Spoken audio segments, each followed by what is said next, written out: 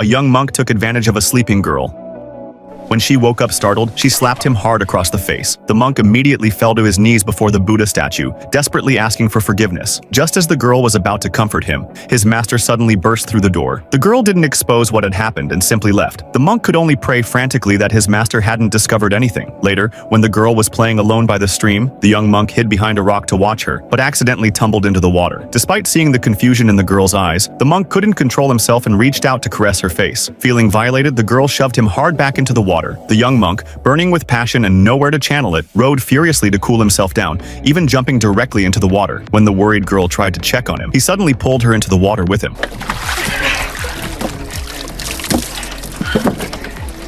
Staring at her soaked clothes clinging to her body, the young monk struggled desperately to restrain himself.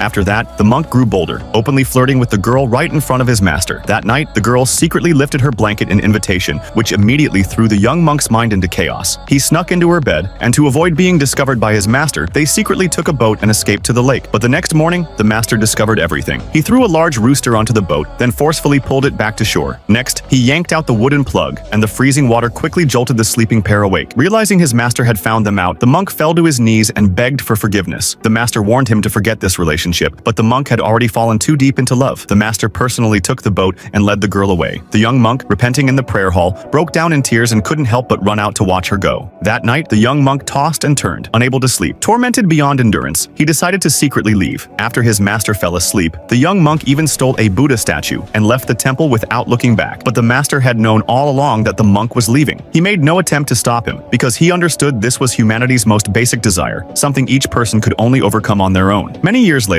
the master saw his disciple's photo in the newspaper. His former student was now wanted citywide for murdering his wife. Perhaps this was fate. Uncontrolled indulgence only brings suffering. Everyone has desires they must learn to overcome. Follow me for more compelling stories from the world of cinema.